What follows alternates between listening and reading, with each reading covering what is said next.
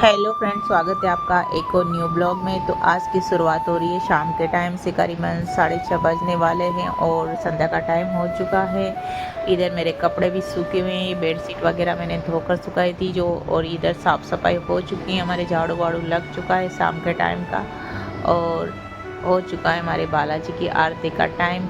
और इधर ये मेरे पति घी गरम करने आ रहे हैं रसोई में, दीपक वगैरह जलाने के लिए, आरती के लिए। तो आप लोग मेरा सपोर्ट बनाए रखिएगा और मेरे वीडियो को पूरा देखिएगा, बिल्कुल भी स्किप मत करिएगा। किस तरह से मैं शाम का काम करती हूँ आप। तो इस दिन में सब्जियाँ लेकर आए थे, तभी की सी पॉलीथीन में पड़ी हुई थी, तो इनको खाली कर देती हूँ। तो ये लेकर आए केले, एप्पल, अनार वगैरह, और ये कद्दू भी मंगवाया था मैंने। कद्दू बहुत ही टेस्टी लगता है मुझे खाने में, इसकी सब्ज़ी मुझे तो बहुत ही पसंद है कद्दू। और कच्चा कच्चा और हल्का हल्का पीला ही कद्दू अच्छा लगता है खाने में। केले वगैरह को तो मैं टोकरी में निकाल के रख दूँगी। बाकी ये 2 एप्पल तो पहले के ही बचे हुए थे, फिर से लेकर आ गए हैं। मैं खाती नहीं हूँ तो मेरे को डांटते हैं, मैं खाती हूँ तब भी मुझे थकान ही रहती है, बिल्कुल भी मेरी थकान दूर नहीं होती है। कमज़ोरी कमज़ोरी सी रहती है, हमेशा काम करने में बिल्कुल भी मन नहीं लगता, ना ही ये ब्लॉग वगैरह बनाने में मुझे बहुत तकलीफ़ होती है। और हमारे मकान भी बंद नहीं है, चारों तरफ आवाज़ें आती रहती है, ब्लॉग को एडिट करने में भी परेशानी होती है। और अभी मुझे वीएनएफ से ढंग से वीडियो एडिट करना भी नहीं आता है। अब मैं यहाँ बना लूँगी अनार का जूस, और अनार और चुकंदर को दोनों को मिक्स करके ही बनाती हूँ, शाम के टाइम ही बनाती हूँ मैं। और इस वजह से मैं 2-2 3-3 दिन तक वीडियो शूट करने के बाद भी एडिट नहीं कर पाती हूँ। तो मैंने अनार का जूस भी बना लिया है, मिक्सी में इस तरह से छोटे जार में डाल करके पीस लेती हूँ, और फिर थोड़ा पानी ऐड करके इनको कपड़े से छान लेती हूँ। और इधर हमारी संध्या की आरती भी हो रही है बालाजी के, तो जूस को छान करके कपड़े को धोकर इधर ही नल में रख दूँगी। आज तो नल आ रहे हैं हमारे, आज तो पूरी रात तक नल आएंगे, सुबह तक नल आते हैं। और कभी कभी तो 2-2 3-3 दिन तक नल नहीं आते, तो बहुत परेशानी आ जाती है। नहाने धोने का पानी तो हमारे टैंक भरा हुआ है, उसी में ले लेते हैं, लेकिन पीने का तो बहुत ही परेशानी आती है गाँव में।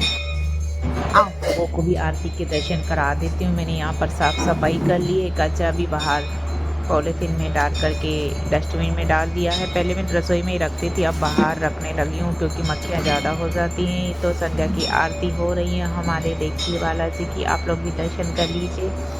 अंदर आरती करने के बाद भी ये बाहर के जो भगवान हैं उनकी आरती हो रही है। और फिर ये आकाश की और धरती माता किस तरह से पूजा करते हैं। दोनों पेड़ ऐसे लगे हुए हैं हमारे, इधर नीम है इधर पीपल है, तो बहुत ही अच्छे लगते हैं। लेकिन क्या है ना, गर्मी के दिनों में इतना कचरा हो जाता है ना, तो इस वजह से इनकी टहनियों को कटवाना पड़ता है।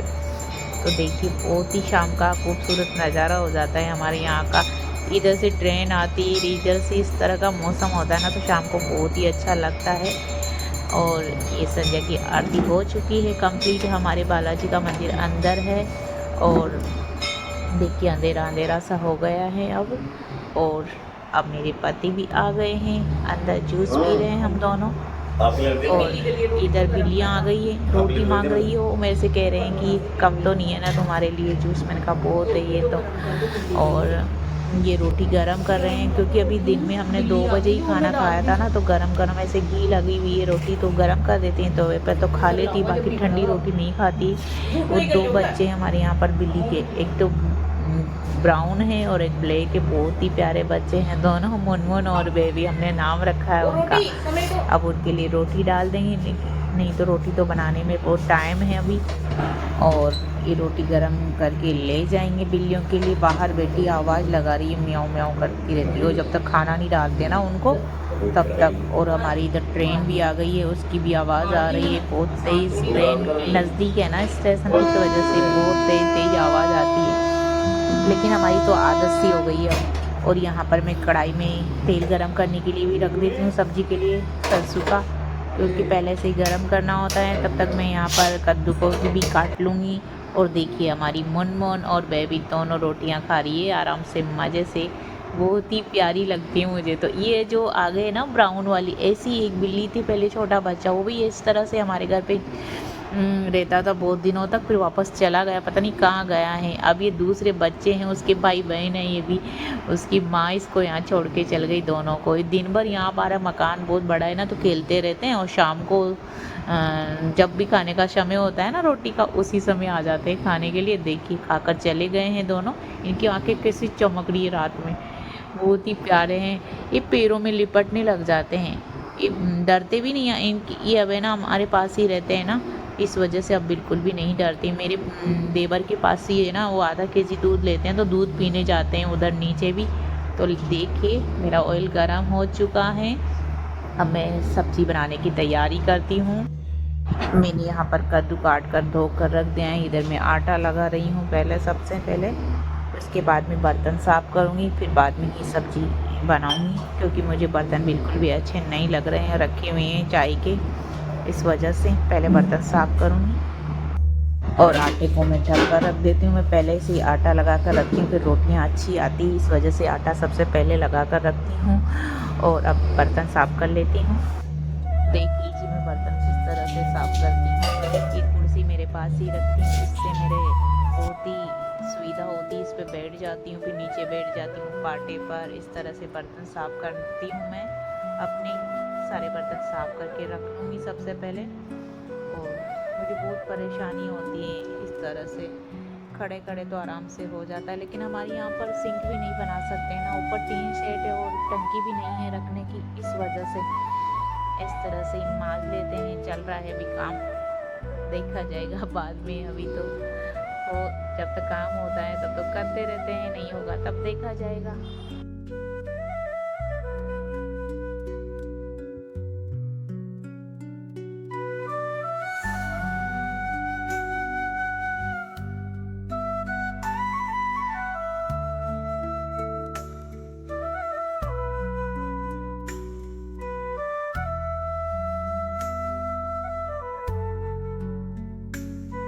यहाँ पर बर्तन साफ़ हो चुके हैं, अब झाड़ू से साफ़ करना पड़ता है बार बार। जितनी बार बर्तन मांजो उतनी बार ही झाड़ू से साफ़ करना पड़ता है, झाड़ू भी ज़्यादा दिन नहीं चलता है। यहाँ पर बार बार गीला होता है, बार बार गीला होता है तो जल्दी ही टूट जाता है, इस वजह से। अब यहाँ नल लगे हुए हैं, दोनों नल भी मैंने बंद कर दिए हैं। यहाँ भी नल आ रहा था, इस वजह से फटाफट से मेरे बर्तन साफ़ हो गए हैं। अब मैं इस तरह से उड़ती हूँ, कुर्सी में बैठ करके इस तरह से खड़ी हो जाती हूँ, इस वजह से मुझे कुर्सी रखने से सुविधा होती है। अब बना लेती हूँ सब्ज़ी। तो मैंने यहाँ पर हींग को बांट कर रख दिया है, और ये कद्दू भी 2 बार अच्छी तरह से धोकर पहले ही रख दिया था। और यहाँ पर 2 हरी मिर्ची भी काट के रखूँगी। बहुत ही टेस्टी लगती है मुझे कद्दू की सब्ज़ी, और सिंपल तरीके से बनाऊँगी, बिल्कुल कुछ नहीं ऐड करूँगी जैसे हमारी मम्मी वगैरह बनाती हैं। तो यहाँ पर मैं 2 मिर्ची भी काट के रख लेती हूँ। और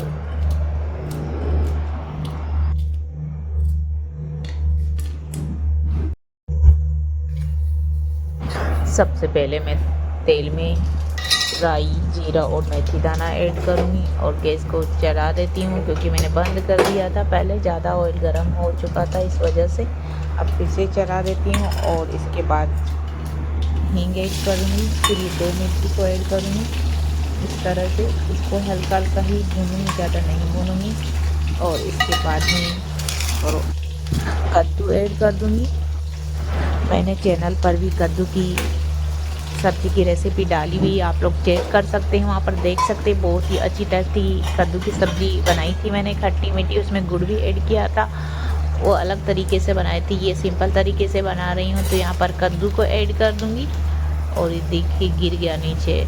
अब कद्दू के ऐड कर दूँगी, बाद में सारे मसाले ऐड करूँगी। यहाँ पर मैंने छोटी चम्मच हल्दी पाउडर, और 1 चम्मच मिर्च पाउडर, और 2 चम्मच धनिया पाउडर, और स्वाद के अनुसार नमक डाला है।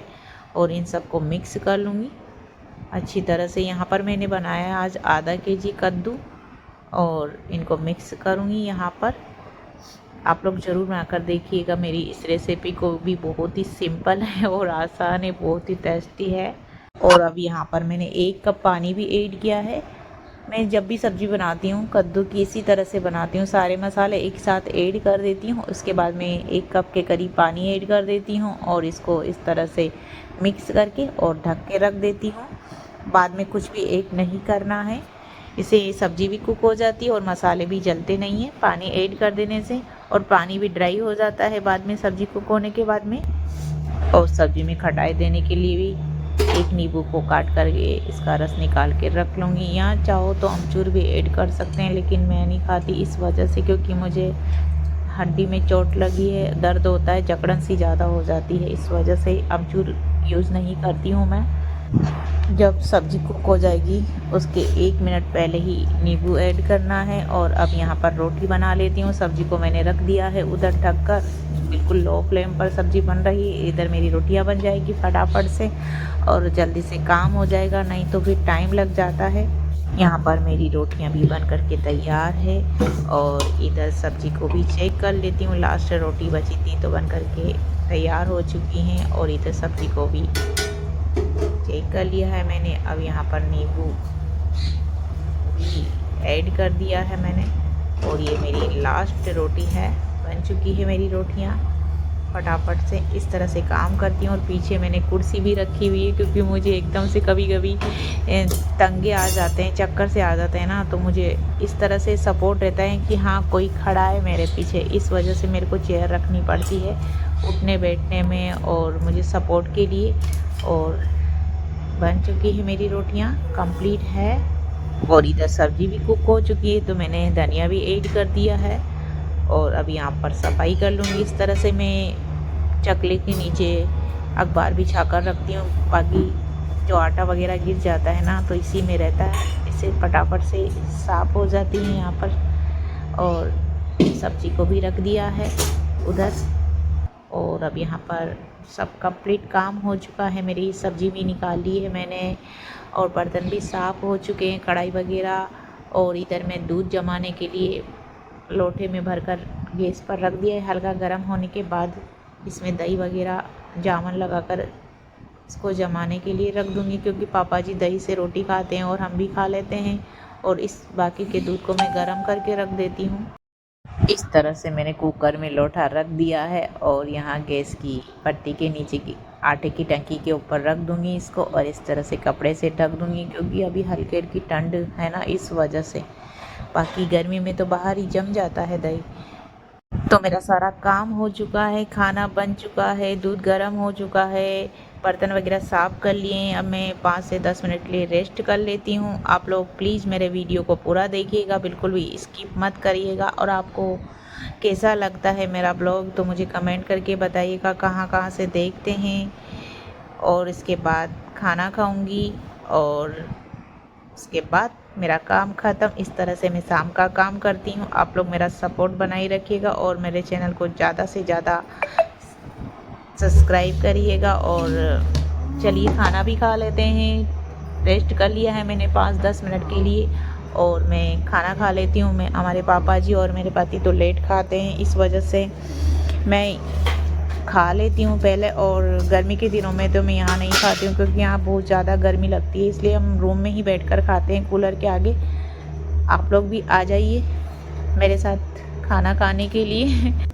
तो मैंने खाना भी खा लिया है, मेरी प्लेट को साफ़ भी करके रख दिया है। अब यहाँ पर मेरे सुबह के लिए मैं थायराइड के लिए यहाँ पर धनिया भिगो के रख रही हूँ। इसको सुबह उबाल कर पीऊँगी सबसे पहले खाली पेट। थायराइड की गोली लेने के बाद आधे घंटे बाद पीऊँगी इसको मैं।